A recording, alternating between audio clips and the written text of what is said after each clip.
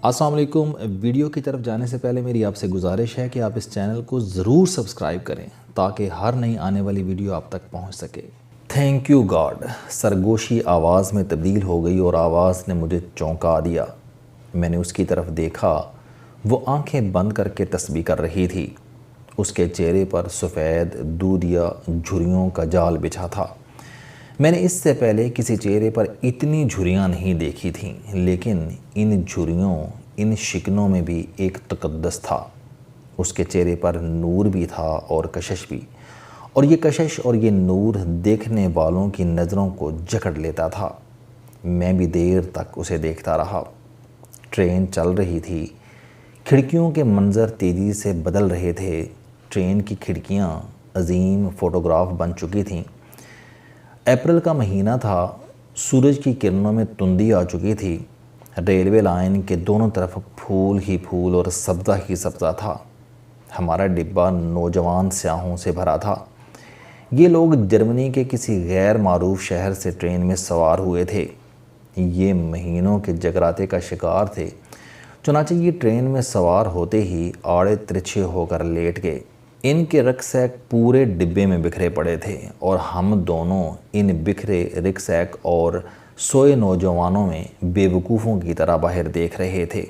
वो मेरे सामने नशिस्त पर बैठी थी।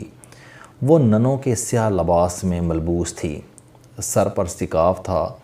चेहरे पर बुजुर्गी की झुर्रियाँ थीं और हाथ में पत्थर की मोटी तस्बीह। मैं आपको ये भी बताता चलूँ कि तस्बीह हम दोनों में कॉमन थी। मेरे हाथ में भी तस्बीह थी। मैं भी उसकी तरह विर्द कर रहा था, मगर मेरे विर्द और उसके विर्द में फ़र्क था। वो अबरानी ज़बान में बिदबिदा रही थी और मैं अरबी में अल्लाह ताला का ज़िक्र कर रहा था। ये तस्बीह मुझे प्रोफेसर अहमद रफ़ीक साहब ने 1993 में दी थी। अल्लाह ताला का लाख लाख करम है। ये तस्बीहात उस वक्त से मेरे शब रोज़ का हिस्सा हैं। अल्लाह ने रहम फरमाया और मैं पिछले 30 बरसों से बिला नागा ये तस्बीहात कर रहा हूँ। मैं दुनिया के जिस कोने में भी रहा और जिस हालत में भी रहा, मेरी तस्बीह जारी रही। मैं डिसिप्लिन में रहने वाला जानवर हूँ और इस डिसिप्लिन जानवर को अपनी तस्बीह के डिसिप्लिन पर सबसे ज़्यादा नाज है। प्रोफेसर अहमद रफ़ीक मेरे पीर या उस्ताद नहीं हैं, ये मेरे मोहसिन हैं। ये उनका एहसान था। उन्होंने ऐन जवानी में मेरे हाथ में तस्बीह पकड़ा दी और मैं अल्लाह के ज़िक्र की कश्ती में बैठकर ज़िंदगी के मुश्किल और बिफरे दरियाओं से गुज़रता चला गया। मैं आज भी दिन में दर्जनों मरतबा प्रोफेसर साहब के लिए दुआ करता हूँ और उनका शुक्रिया अदा करता हूँ। मैं ट्रेन की तरफ वापस आता हूँ। हम दोनों में तस्बीह कॉमन थी। उस बुज़ुर्ग नन की उंगलियाँ भी तस्बीह पर चल रही थीं और मैं भी तस्बीह रोल रहा था। वो भी गैर शौरी अंदाज से मेरी तस्बीह की तरफ देख रही थी और मेरी नज़रें भी बाहर के मनाज़र से फिसलती हुई उसकी तस्बीह पर आकर रुक जाती थीं। हम दो मुख्तलिफ़ तहज़ीबों, मज़ाहिब और उम्र के लोग थे, लेकिन तस्बीह ने हम में एक ताल्लुक़ सा पैदा कर दिया। उसने अचानक ऊपर देखा, थैंक यू गॉड का नारा लगाया और दोबारा तस्बीह रोलने लगी। मैंने मुस्कुराकर उसकी तरफ देखा और सरगोशी की, आज मौसम कितना अच्छा है। उसने हाँ में गर्दन हिलाई और जवाब दिया, हम जन्नत में रह रहे हैं और जन्नत के सारे मौसम शानदार होते हैं। मेरे हाथ में गुफ्तगू का सिरा आ गया। मैंने उससे पूछा, क्या आप जन्नत पर यकीन रखती हैं? उसकी आँखों की मुस्कुराहट में इजाफा हो गया। उसने सीने पर फूंक मारी, दाएं हाथ से माथे और बलाई जिस्म पर क्रॉस का निशान बनाया और आहिस्ता आवाज़ में बोली, इंसान जब खुली आँखों से किसी चीज़ को देख ले तो फिर इनकार की गुंजाइश नहीं रहती। मुझे ये फ़िक्रा समझने में थोड़ी देर लग गई। मुझे महसूस हुआ कि वो शायद ये बताना चाहती है कि उसने जन्नत अपनी आँखों से देखी है, लिहाजा उसे जन्नत के वजूद पर पूरा यकीन है। मैंने उससे पूछा, क्या आपने जन्नत देखी है?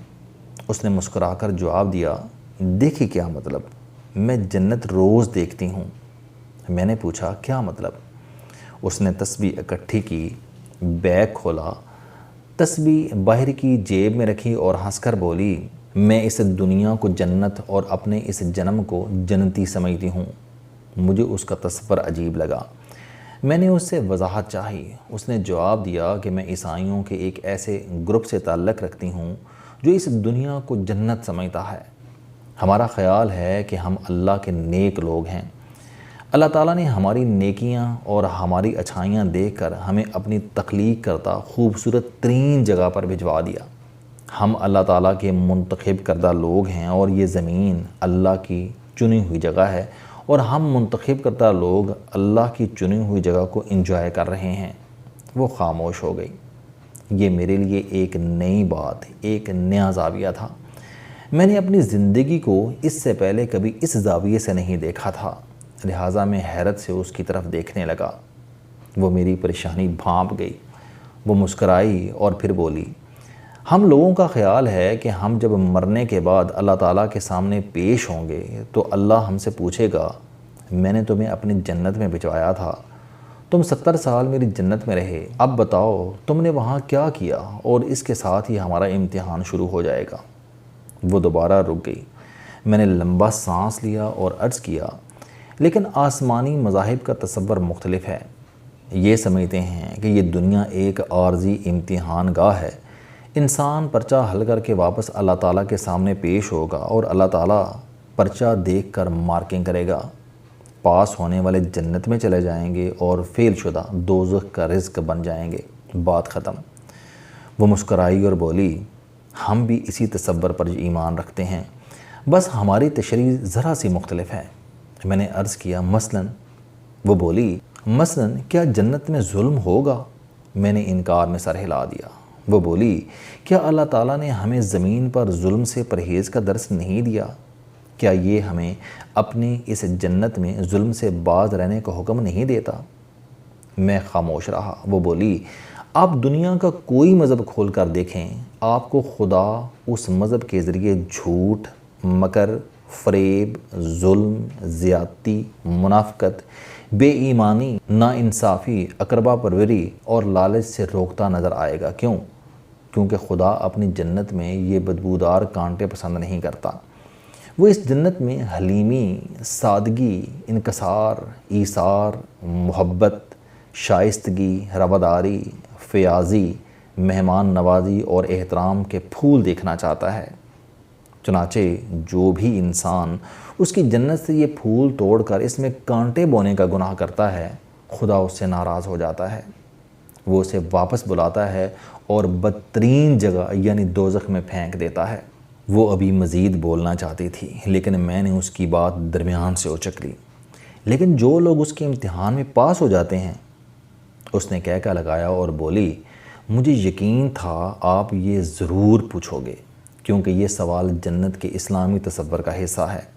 وہ سانس لینے کے لیے رکی اور بولی، ہمارا فرقہ یہ سمجھتا ہے کہ خدا اپنی جنت کے اصولوں کا احترام کرنے والوں کو اس جنت کے اعلیٰ ترین درجوں میں بھجوا دیتا ہے۔ یہ دوبارہ اسی زمین پر پہلے سے بہتر مقام پر بھجوا دیے جاتے ہیں۔ جسم اور خطہ بدل جاتا ہے لیکن زندگی یہی رہتی ہے۔ میں نے کہہ کر لگایا اور عرض کیا، مگر یہ تو اواگان ہے، ایک کے بعد دوسرا جنم اور دوسرے کے بعد تیسرا، اور آپ اس کے بعد کائنات کی آخری سانس تک مختلف شکلوں میں پیدا ہوتے رہیں۔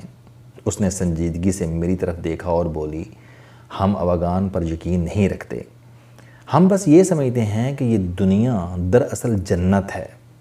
آپ کوئی مذہبی کتاب کھول کر دیکھ لیں، آپ کو اس میں جنت کا وہی نقشہ ملے گا جو ہم اس وقت ٹرین کی کھڑکی سے باہر دیکھ رہے ہیں۔ یہ جنت اگر جنت نہیں تو پھر خدا ہمیں کیوں یہ حکم دیتا ہے کہ آپ میری بنائی ہوئی دنیا کو گھوم پھر کر دیکھو؟ وہ ہمیں ان تمام حرکتوں سے کیوں روکتا ہے جس سے اس کی جنت کی خوبصورتی اور نظام بگڑ سکتا ہے؟ وہ ہمیں اپنی اس جنت یعنی زمین پر فساد پھیلانے سے کیوں باز رکھتا ہے؟ اور یہ زمین اگر جنت نہیں ہے تو پھر اللہ تعالیٰ نے اس زمین پر اپنے مقدس ترین گھر خانہ کعبہ، ویٹیکن سٹی، دیوار گریا اور بیت اللحم کیوں بنا رہے ہیں؟ وہ ہر وقت ہماری شہرہ کے قریب کیوں رہتا ہے اور وہ ہر وقت ہمارے ساتھ کیوں چلتا ہے؟ وہ خاموش ہو گئی۔ میں نے پوچھا، کیا آپ لوگ عبادت کرتے ہیں؟ اس نے فوراً جواب دیا، ہاں، ہم سارا دن ساری رات عبادت کرتے ہیں۔ ہم جب بھی اللہ تعالیٰ کی اس جنت کو دیکھتے ہیں ہم زور سے نعرہ لگاتے ہیں تھینک یو گاڈ، اور اس کے بعد دل ہی دل میں دہراتے ہیں یا پروردگار آپ کا بہت شکریہ، آپ نے ہمیں اپنی جنت دیکھنے اور اس میں چند برس گزارنے کا موقع دیا، یہ ہماری عبادت ہے۔ وہ رکی اور اس کے بعد میری آنکھوں میں آنکھیں ڈال کر بولی، اور ہاں ہمارے فرقے کے لوگ اللہ کی اس جنت میں سفر کرتے رہتے ہیں، ہم اسے دیکھتے رہتے ہیں اور اللہ کا شکر ادا کرتے رہتے ہیں، کیونکہ ہمیں یقین ہے اللہ ہم سے یہ بھی ضرور پوچھے گا کہ تم نے میری جنت کا کتنا حصہ دیکھا تھا، اور ہم سمجھتے ہیں کہ اللہ جب ہم سے یہ وعدہ لے تو ہمیں 90% سے زیادہ نمبر لینے چاہیے۔ وہ رکی، بیگ کھولا، تسبیح نکالی، آنکھیں بند کیں اور تسبیح کرنے لگی۔ میں پریشانی میں کبھی کھڑکی سے باہر بکھری جنت کو دیکھتا اور کبھی اس بوڑھی نن کو جس کے چہرے کی جھریاں لٹھے کے شکن آلود رومال کی یاد دلاتی تھیں۔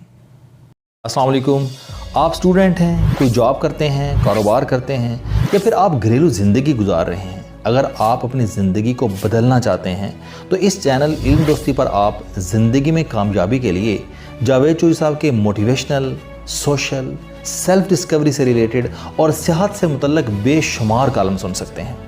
میرا دعویٰ ہے کہ یہ چینل آپ کی زندگی بدل دے گا۔